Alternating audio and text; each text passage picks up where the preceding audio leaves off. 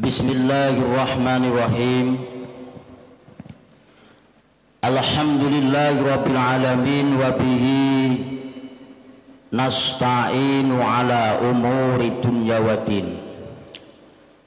Wassalatu wassalamu ala asyrafil anbiya'i wa imamil mursalin Sayyidina wa habibina wa syafi'ina Muhammadin wa ala alihi wa ashabihi wa ahli baitihi ajmain. Qala Allahu ta'ala fil Qur'anil Karim, a'udzu billahi minasyaitonir rajim. Qalu subhanaka la ilma lana illa ma 'allamtana innaka antal alimul hakim. Amma ba'd. Bapak-bapak, ibu-ibu, hadirin hadirat, mustami'in mustami'at yang dimuliakan Allah Subhanahu wa taala dan yang kami hormati, alhamdulillah pada kesempatan malam hari ini kita semuanya ditakdirkan oleh Allah Subhanahu wa taala bisa bersama-sama kembali hadir dalam kegiatan ngaji bersama. Doa dan harapan kita mudah-mudahan Allah Subhanahu wa taala senantiasa memberi keberkahan, memberi manfaat dan kemaslahatan untuk kita semuanya. Marilah kita mulai dengan membaca Ummul Quran. Harapannya mudah-mudahan ngaji kita ini mendapatkan keridhaan dan diridhoi oleh Allah Subhanahu wa taala sehingga kita mendapatkan ilmu yang bermanfaat. Bibtighai mardatillah wa syafaati Rasulillah wa bi karamati auliyaillah wa ila hadratin nabiyil Mustafa Muhammadin sallallahu alaihi wasallam wa ila arwahi abaihi wa ummahatihi wa dzurriyyatihi wa ikhwanihi minan nabiyina wal mursalin wa ali kulli wa ashabi kulli ajmaina wa tabi'in wa tabi'it tabi'ina wa man tabi'akum bisanin ila yaumiddin wa ila arwahi a'immatil arba'atil mujtahidin wa muqallidihim bidin wa ila arwahi a'immatil arba'atil mujtahidin wa muqallidin bidin wa ila arwaqil ulama'il amilin wa syuhada'i wa sholihin wal awliya'i aina makanu wa khusun khosah ila mu'allifil kutub allati ta'allamna wa 'allamnaha wa khusun khosah ila mu'allifi hadzal kitab syu'ulillahi al-fatihah. A'udzu billahi minasyaitonir rajim. Bismillahirrahmanirrahim. Ar-Rahman Ar-Rahim Maliki yaumiddin. Iyyaka na'budu wa iyyaka nasta'in. Ihdinas siratal mustaqim. Siratal ladzina an'amta 'alaihim ghairil maghdubi 'alaihim waladdallin. Amin.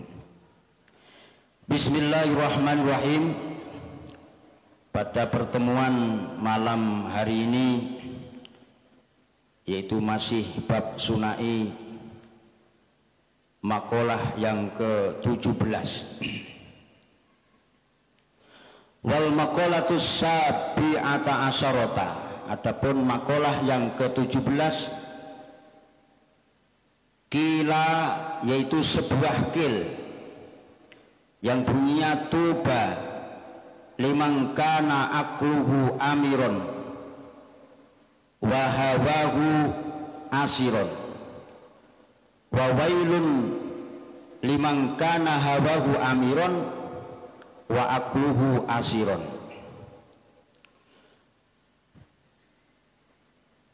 Tuba ayil khairul khasir, artinya keberuntungan yang banyak, kebaikan yang banyak. Liman kana akluhu amiron, yaitu akan diperoleh oleh seseorang di mana orang tersebut menjadikan akal pikirnya itu sebagai pemimpinnya. Akluhu amiron, akal pikirannya itu dijadikan pemimpinnya, akalnya dijadikan pemimpin. Wa hawahu asiron, hawa nafsunya, keinginan nafsunya itu yang terpimpin, yang menjadi rakyatnya. Jadi akal, logika, pikiran-pikiran yang logis, ya kan, itu selalu dituruti, diikuti, tidak mengikuti hawa nafsunya. Ini artinya menjadikan akal menjadi pemimpinnya. Bi ayak tadiya bi muradi aqlihil kamil. Jadi orang tersebut itu menjadikan akalnya yang sempurna itu selalu diikuti. Apa yang menjadi buah pikirannya, yang logis-logis, yang masuk sesuai dengan akalnya yang baik, ya kan, itu selalu diikuti, tidak mengikuti hawa nafsunya. Lah hawa nafsunya ini yang terpimpin, yang terbelenggu. Maksudnya hawa nafsu yang tidak boleh diikuti itu hawa nafsu yang kecenderungannya adalah untuk melakukan perbuatan yang tidak sesuai dengan pengajak hukum syariat, yang tidak sesuai dengan perintah syar'i. Ai mailanu nafsihi ila ma tastahihi, artinya kecenderungan nafsunya terhadap sesuatu yang diingini, min ghairi da'yati syar'i, yang tidak sesuai dengan perintah hukum syariat.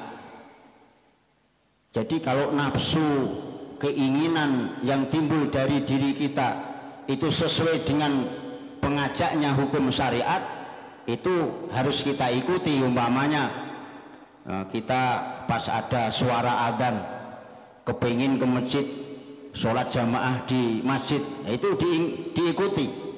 Tapi kalau keinginan-keinginan yang tidak sesuai dengan pengajaknya hukum syariat, ini jangan diikuti. Artinya nafsu itu harus mengikuti apa yang menjadi kemauan daripada akalnya, logika itu, ya. Ai mamnu'an min dalika, artinya tidak diperkenankan untuk mengikuti keinginan nafsu yang tidak sesuai dengan pengajak hukum syariat, tidak sesuai dengan perintahnya hukum syariat.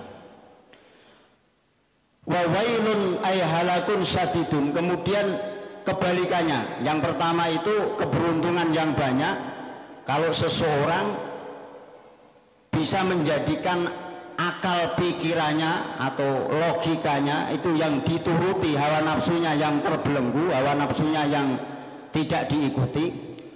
Tapi yang kedua ini wawailun ay halakun syadidun, kerusakan yang sangat dahsyat, yaitu liman kana hawahu amiron, seseorang yang menjadikan hawa nafsunya itu sebagai pemimpinnya.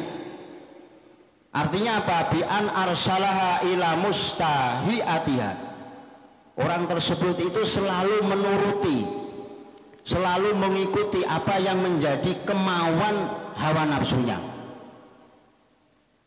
Wa aqluhu asiron, akalnya terbelenggu, akalnya tidak berkutik, akalnya tidak sama sekali tidak bisa digunakan, hanya mengikuti hawa nafsunya. Jadi manusia ini diciptakan oleh Allah,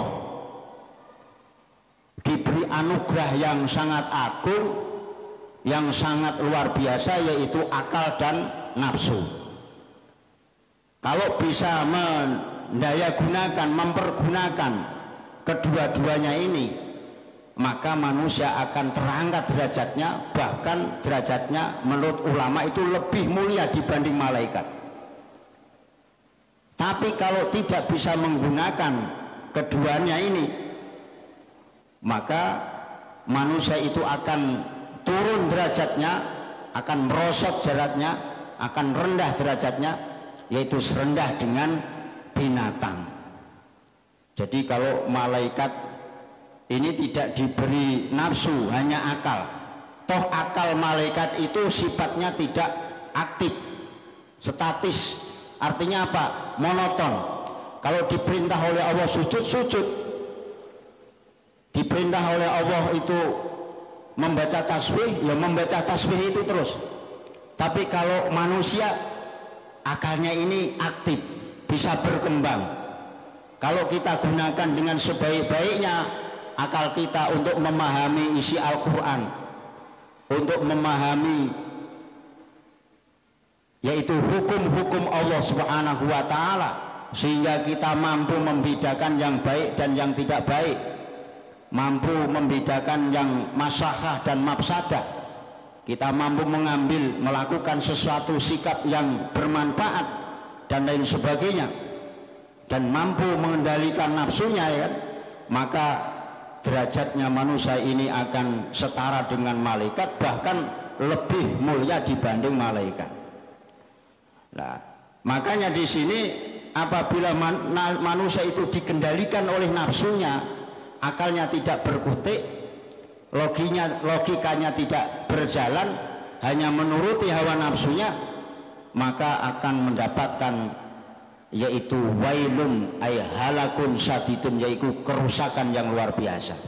Jadi kalau orang tua dulu memberi nasihat, mewanti-wanti, jangan gusah-gusu, jangan tergesa-gesa, harus dipikir terlebih dahulu. Itu artinya apa? Artinya kita harus selalu menggunakan akal pikiran, karena akal pikiran ini bisa membantu kita yaitu untuk menyimpulkan atau untuk berbuat yang sebaik mungkin.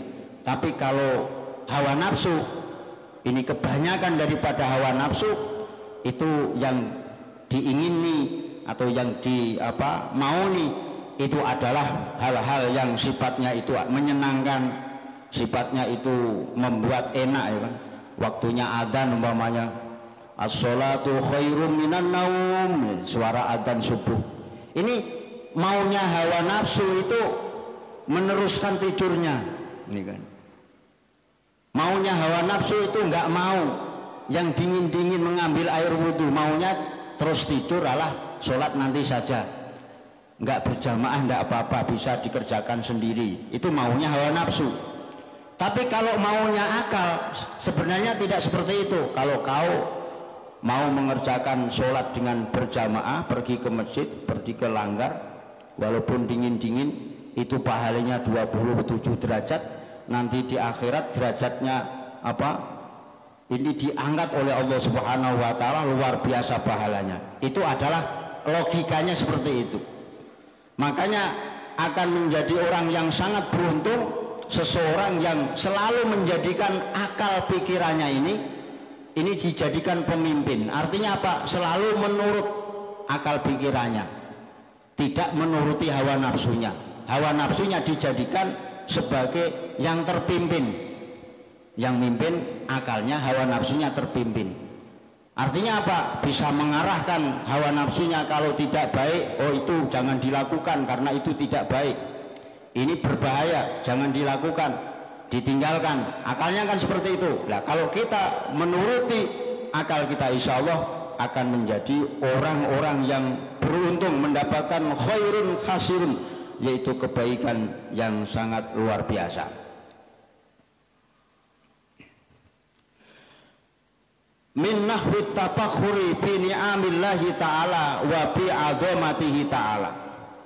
Jadi kalau kita ini selalu nurut terhadap hawa nafsu, kemauan nafsu kita, kemudian akalnya ini tidak berkutik, akalnya tumpul, tidak bisa berpikir, maka akalnya tidak bisa berpikir tentang kenikmatan-kenikmatan yang luar biasa yang dijadikan Allah untuk kita semuanya ini, ya kan? Allah ini memberi kenikmatan yang luar biasa kepada kita. Hidup, ya kan? Ini bisa makan yang enak, minum yang enak. Kita kalau sehat, ya kan? Ini bisa merasakan luar biasa kenikmatan ini. Tapi akal pikiran juga berpikir bahwasanya hidup kita ini sifatnya adalah sementara, tidak selama-lamanya. setelah hidup, nanti mati, setelah mati dunia ini akan semuanya lenyap, tidak ada gunanya, ya kan? Kecuali harta-harta benda yang dulu itu disodakohkan ke masjid, ke musola, ke tempat pendidikan dan lain sebagainya. Kemudian nanti yang kita bawa adalah amal soleh kita. Nah, akal seperti itu. Makanya kalau akal itu berpikir, maka berlomba-lomba untuk mencari kebaikan, mencari amal soleh, berbuat amal soleh yang sebanyak-banyaknya. Wal maqalatus saminata asyara, adapun makalah yang ke-18, qila adalah sebuah qil yang bunyinya man taraka dunuba raqa qalbuhu wa man tarakal haram wa akalal halal sopat fikratuhu.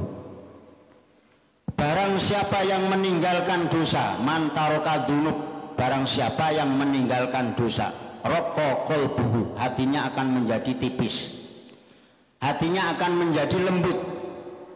Kalau hatinya sudah lembut, maka kalau dinasehati menerima, payak balan nasihat, maka ia akan menerima nasihat. Wayak sa'alaha, ketika ada orang yang memberi nasihat itu khusyuk, memperhatikan, menerima. Karena apa? Hatinya lembut. Kenapa kok hatinya lembut? Karena meninggalkan perbuatan dosa. Jadi sebaliknya, apabila seseorang yang sering melakukan perbuatan dosa, maka hatinya akan menjadi keras. Kalau hatinya sudah keras, maka ketika ada nasihat tidak menerima, ada pengajian tidak mau mendengarkan, tidak mau datang. Ada nasihat, telinganya ini ditutupi, pura-pura tidak mendengarkan. Karena apa? Karena hatinya ini keras, karena perbuatan dosa.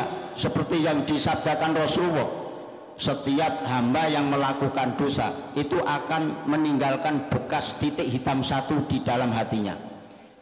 Innal abda ida akhto'a khoti'atan, seorang hamba apabila melakukan suatu kesalahan satu, nukitat biqalbihi nuktatun sauda, maka akan meninggalkan di dalam hatinya sebuah titik satu. Melakukan dosa satu, titiknya satu. Kalau dosanya dua, titiknya dosa dua. Kalau dosanya besar, berarti titiknya satu tapi besar. Kalau kecil-kecil. Nah, kalau beribu-ribu perbuatan dosa yang kita lakukan, berarti ribu-ribu juga titik hitam yang ada di hati kita. Kalau terus menerus itu kita lakukan, wa in ada zita biha hatta ta'lu qalbahu, titik itu akan menjadi apa? Menjadi menutupi hati kita sehingga kelihatan hitam semuanya. Nah, ini akan menjadi keras hati seperti ini. Ini yang disebut di dalam Al-Qur'an itu namanya apa? Tutup. Hati itu bisa tertutup karena perbuatan dosa yang kita lakukan. Kalla balrona ala qulubihim makanu yaksibun. Kalla balrona ala qulubihim makanu yaksibun.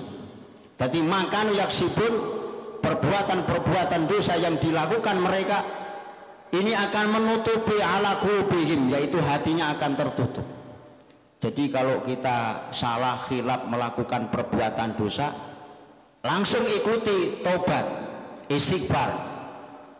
Fa idza huwa naza'a wastaghfara wa taba sukila qalbuhu. Apabila seorang hamba melakukan perbuatan dosa, kesalahan, disengaja maupun yang tidak disengaja, ingat langsung tobat.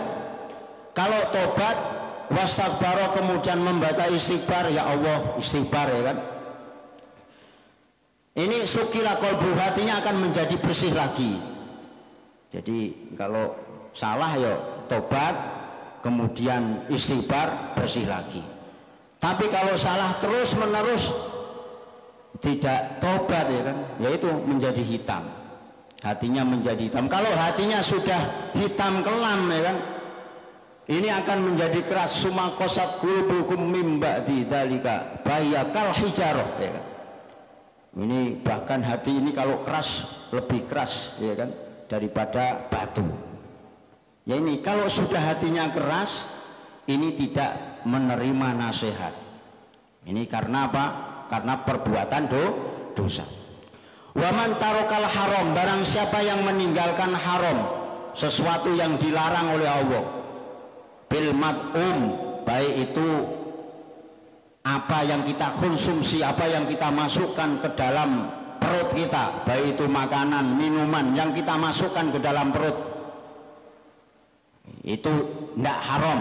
Wa malbus, atau pakaian yang kita pakai itu tidak dari perkara yang haram. Wa ghairihima, apakah itu kendaraan, apakah itu rumah, apakah itu jabatan yang merupakan proyek bagaimana kita diberi rizki oleh Allah, ladang rizki dari Allah Subhanahu wa ta'ala. Apabila seseorang meninggalkan perbuatan yang haram, baik yang dikonsumsi, yang dipakai, yang di tempat tinggali maupun kendaraan yang dipakai, wa halal halal, dan makan makanan yang halal, yang kita makan itu dari barang yang halal, sobat fikrotuhu, maka dampaknya luar biasa. Pikirannya akan menjadi cerdas, pikirannya akan menjadi bening, menjadi cerdas, sehingga dengan kecerdasan pikiran tersebut mampu membaca ayat Allah, baik itu yang tersurat di dalam Al-Quran, mampu memahami isi-isi Al-Quran, maupun yang tersirat pada ciptaan-ciptaan Allah Subhanahu wa ta'ala, seperti langit bumi. Inna fi khalqis samawati wal ardi wakhtilafil laili wan nahari, terciptanya inna fi khalqis samawati, langit dijadikan, bumi dijadikan oleh Allah, kemudian ada pergantian malam dan siang, silih bergantinya malam dan siang.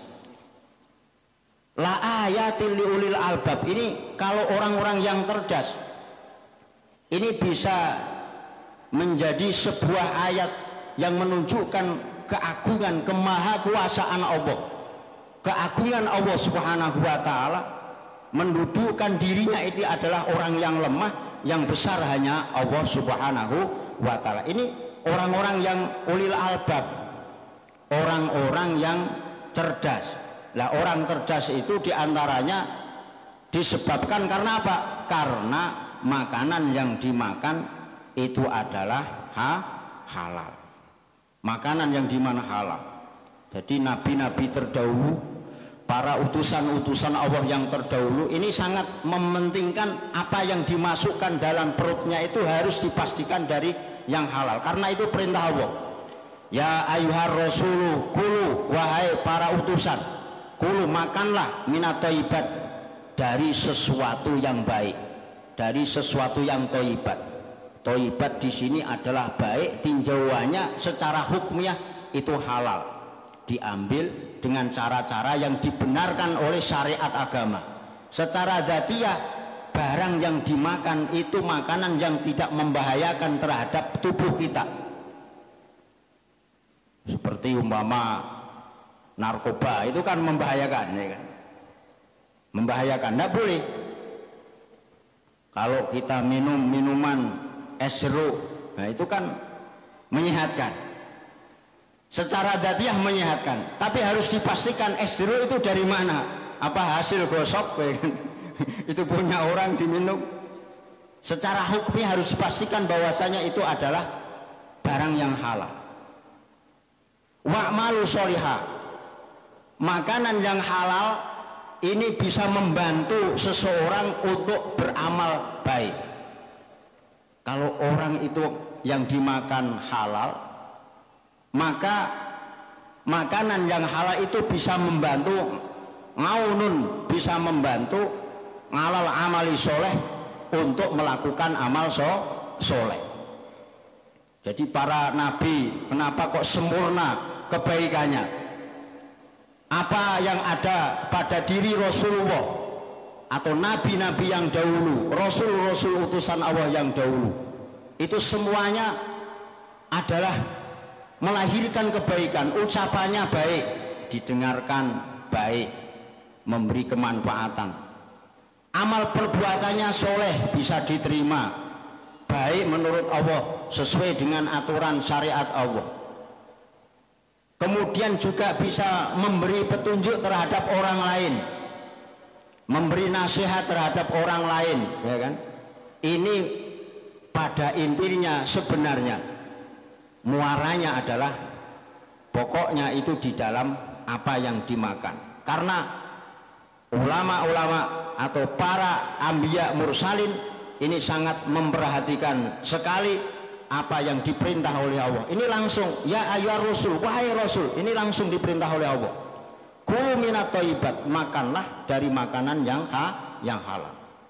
Karena makanan yang halal bisa menolong untuk bisa beramal yang baik. Wa'malu sholihah. Ini bukan nabi saja, bukan rasul saja yang diperintah untuk makan makanan yang baik, dipastikan yang kita konsumsi itu adalah halal. Itu termasuk orang-orang yang beriman, disebutkan di dalam Al-Quran.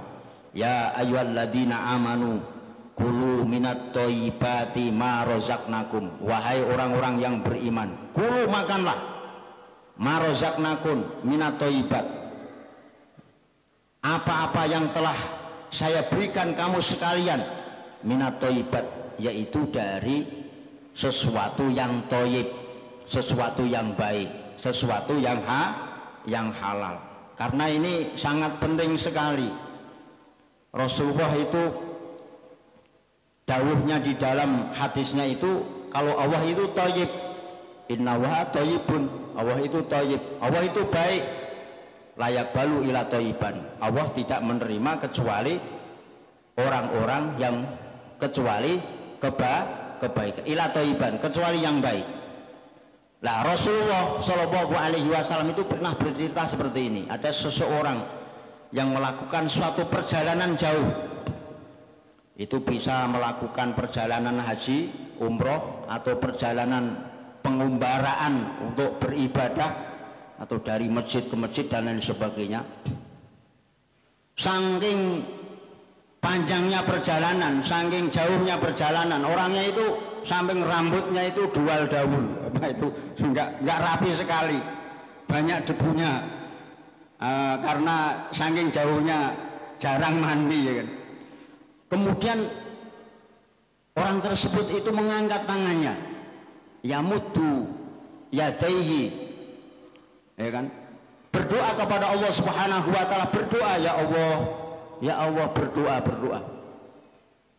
Tapi yang dimakan itu barang yang haram. Pakaian yang dipakai itu juga pakaian haram. Wa ghudhiya bil haram. Isi perutnya juga diisi, perutnya itu diisi dari makanan yang haram.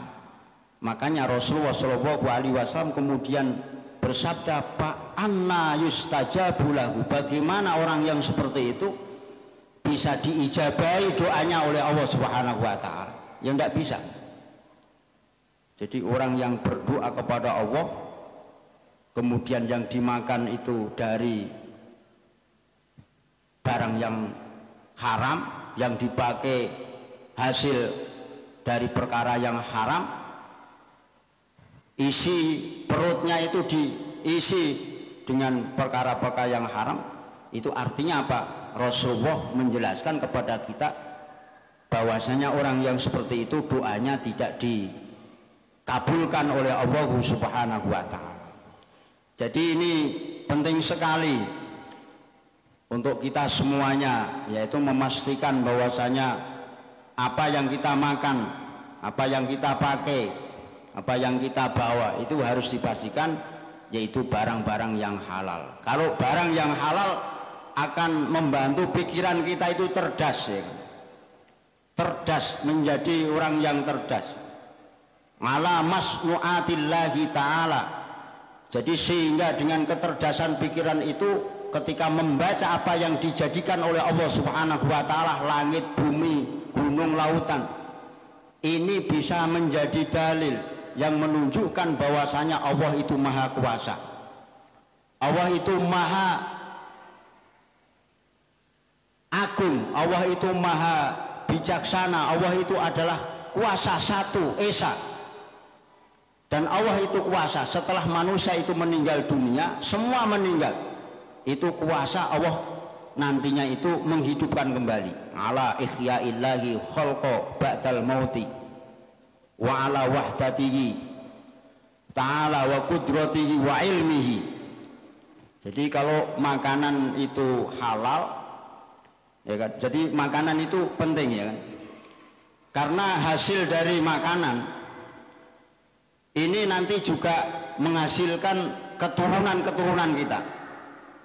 Jadi apa yang kita makan itu kan dari saripatinya tanah. Saripatinya tanah kemudian berupa buah-buahan, berupa nasi, berupa apa saja, ya kan, kemudian kita masukkan ke dalam perut, kemudian diproses. Saripati daripada makanan yang kita makan itu diproses, itu jadi darah, ada yang jadi tambah lemak, jadi daging, ada yang jadi sperma, ya kan. Nah, sperma itu kan bibit manusia. Kalau itu dihasilkan dari makanan yang tidak halal, anak kita nanti seperti apa? Itu harus dipastikan, harus yang halal, agar supaya anak-anak kita menjadi keturunan-keturunan yang baik, keturunan-keturunan yang soleh.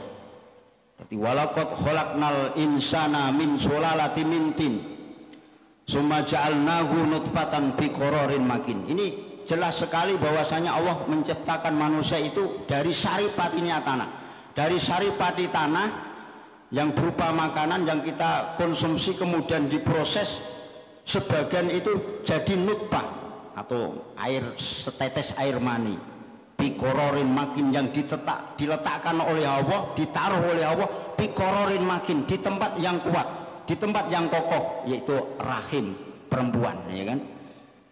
Nah, itu diantaranya perlunya kita mewaspadai, perlunya kita perhatikan makanan yang kita makan. Karena apa?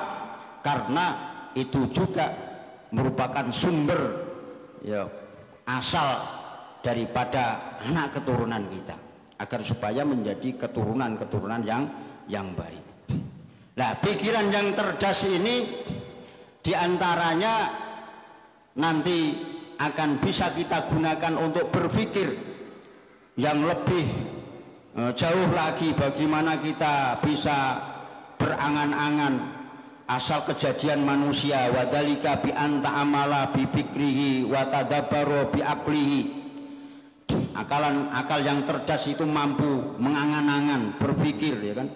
Kalau Allah bi anna wa khalaqa min nutfah, Allah itu menciptakan manusia itu dari setetes air mani, firrohimi, yang ditaruh oleh Allah, ya kan, firrohim, yaitu di dalam apa, yaitu telanaan atau vaginanya perempuan.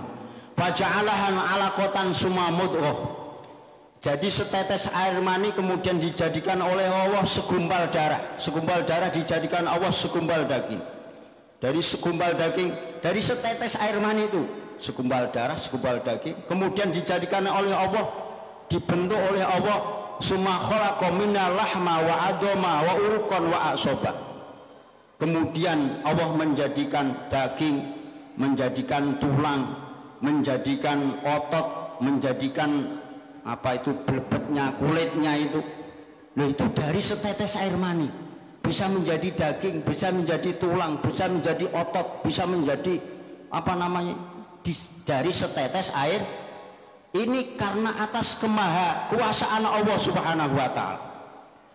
Setelah itu wasaqqa laha sam'a wa basara wa a'doa.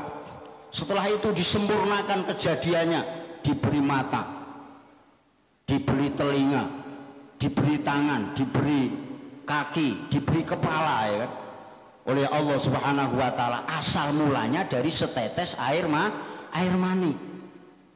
Setelah jadi manusia yang sempurna, summa sahalal khuruja lil janina min bati ummihi. Allah kuasa ya. Rohimnya perempuan, vaginanya perempuan ya kan. Hanya yang sempit seperti itu bisa keluar ya kan. Jabang bayi, seorang bayi yang besar ya. Ada yang bobotnya sampai 3 kilo, 2 kilo 7-an bisa keluar. Coba kalau dimasukkan kembali, nggak akan bisa itu. Bisa keluar tapi nggak bisa kembali lagi. Itu atas kekuasaan Allah dan itu dimudahkan oleh Allah. Ya. Wa alhamahu irdo asadyi.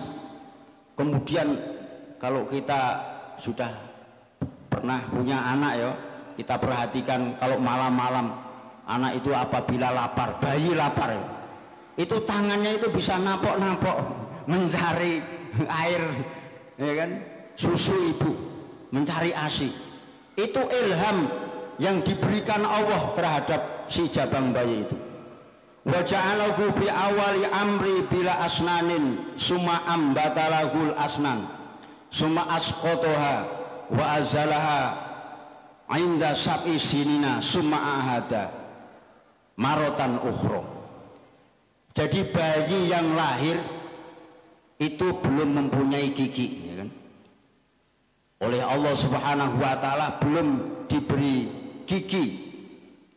Pertama tidak ada giginya. Summa ambatalahu, kemudian tumbuh giginya, ya kan? Tumbuh giginya. Setelah tumbuh, kemudian ada yang apa namanya protol, apa namanya itu? Ya. Yang summa asqataha, ada protol. Wa azala inda sab'i sinin, kemudian kembali lagi ada tumbuh lagi. Itu adalah keadaan bayi seperti itu. Wa ja'alallahu ta'ala ahwalal abdi mutaghayyiratan min sigharin ila kibarin wa min syabin ila haramin wa min sihatin ila saqamin. Jadi Allah Subhanahu wa taala menjadikan kita ini tidak langsung menjadi tua, tidak, dari bayi kemudian menjadi dewasa, menjadi bujangan, setelah menjadi bujangan tua, bahkan pikun, ya kan? Kadang sakit, kadang ya sehat. Itu keadaannya manusia itu berubah-ubah seperti itu. Wa ja'alallahu ta'ala ahwalal abdi mutaghayyir, berubah-ubah dari kecil menjadi dewasa, menjadi tua, setelah tua nanti mati, yaitu berubah-ubah seperti itu. Kadang yo sehat, kadang yo sakit. Wa ja'alal abda kulla yaumin yanamu wa yastaqidu. Kemudian Allah Subhanahu wa taala juga menjadikan kita semuanya ini, hamba-hambanya ini tidak apa namanya terus menerus seperti ini. Kadang ya tidur, kadang dalam keadaan kita tidak tidur, kadang kalau malam ya kan itu tidur, setelah tidur istirahat, ya tidur istirahat, kemudian terbangun mencari rezeki, seperti itu. Jadi berubah-ubah. Wa kadzalika su'uruhu wa atbaruhu kullama saqata minha raja'a ila ma kana. Begitu juga Allah Subhanahu wa taala ini saking kuasanya Allah. Ini maha kuasanya Allah. Allah itu memberi rambut, memberi kuku. Apabila kita potong itu tumbuh kembali. Rambut kita potong bisa tumbuh kembali, ya kan? Coba kalau tidak punya rambut, umpama tidak kurang rambut, ya kan kurang kurang ganteng, kurang cantik karo perempuan. Nah rambut ini kalau dipotong tumbuh, potong tumbuh, ya seperti itu. Ini berubah-ubah. Allah Subhanahu wa taala menjadikan kondisi daripada manusia. Wa kadzalika al-lailu wan nahar yatanawiyani kullama dhahaba ahaduhuma ja'al akhar.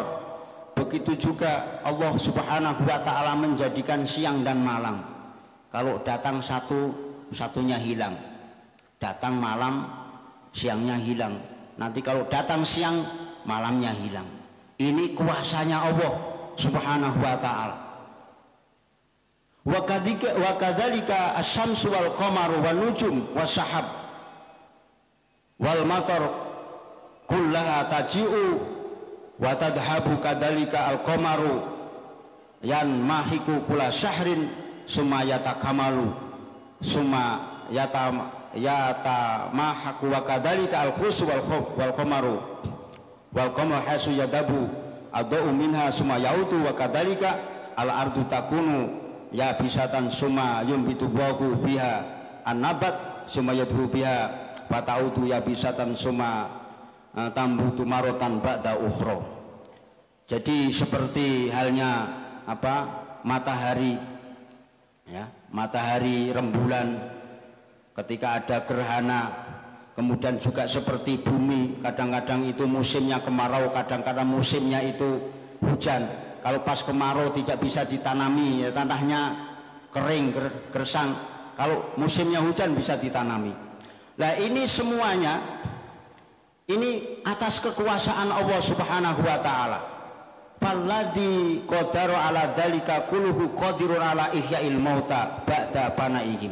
Kalau orang yang cerdas, Allah itu kuasa seperti itu. Maka ketika ada kabar bahwasanya manusia di dunia ini nanti pada akhirnya semua mati, setelah mati itu akan dihidupkan kembali. Itu Allah kuasa. Seperti halnya yang sudah dijelaskan di atas, Allah juga kuasa. Fa'alal abdi ayak surah al-fikro bidzalika, maka kita harus sering menggunakan akal pikiran kita seperti itu agar supaya apa? Hatta yakwa imanahu bil ba'si ba'dal mauti, agar supaya iman kita itu menjadi kuat, keyakinan kita menjadi kuat bahwasanya kita yang hidup ini semuanya nanti setelah mati itu akan dibangkitkan lagi. Wa ya'lamu annahu yab'asuhu wa yujazihi bi a'malihi, dan Allah Subhanahu wa taala nanti akan membangkitkan kita, kemudian kita akan dibalas sesuai dengan amal perbuatan kita. Fa ala qadri quwwati imanihi bidzalika yastahidu fit ta'ah wasinabil mukhalifati li syar'i. Dengan kadar kekuatan yang kita miliki tentang bagaimana iman kita setelah mati, kita akan dibangkitkan oleh Allah, kemudian setelah kita dibangkitkan akan dibalas oleh Allah, akan ada sirat mustaqim, siratal mustaqim harus kita lewati, ada mizan, ada hisab penghitungan amal, ada keputusan yang terakhir dari Allah Subhanahu wa taala. Apakah kita ini diputuskan menjadi penduduk surga atau penduduk neraka? Dengan kekuatan iman, kepercayaan, keyakinan tentang yaitu dibangkitkannya manusia yang telah hidup ini, maka akan menggugah, memberikan motivasi terhadap kita semuanya di dalam taat dan menjauhi larangan-larangan Allah Subhanahu wa taala.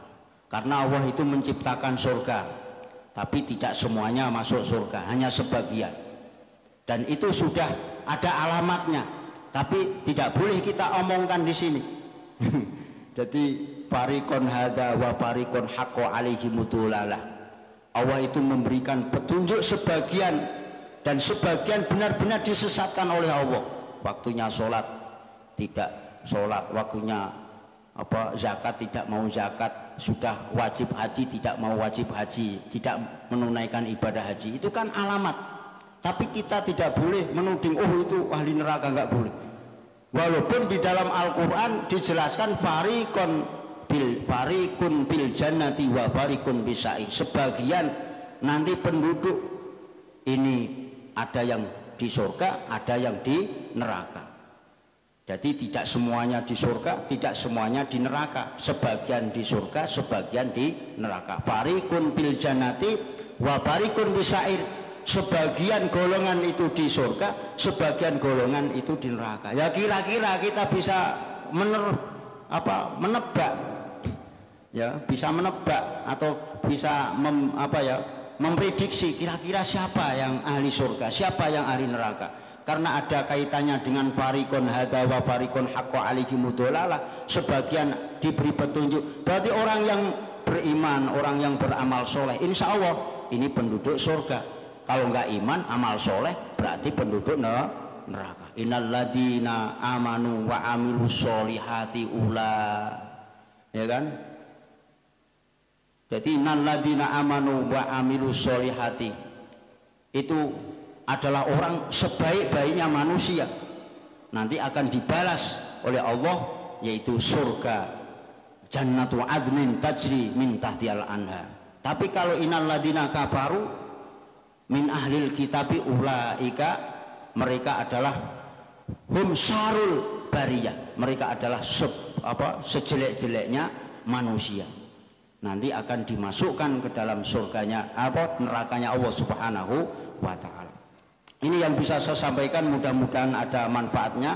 Pada intinya Allah memberikan potensi anugerah yang luar biasa kepada kita semuanya, yaitu akal dan nafsu. Nafsu harus kita kendalikan, nggak boleh dimatikan, nggak bisa dimatikan karena itu fitrah, tapi kita harus bisa menggunakan akal pikiran kita menjadi pemimpin kita. Jangan sampai kita dipimpin oleh nafsu, selalu menuruti hawa nafsu, kita akan menjadi orang-orang yang rugi, menjadi orang-orang yang nanti mendapatkan siksa dari Allah Subhanahu wa ta'ala. Kami akhiri, kurang lebihnya minta maaf. Wallahul muwaffiq ila aqwamit thoriq. Wassalamualaikum warahmatullahi wabarakatuh.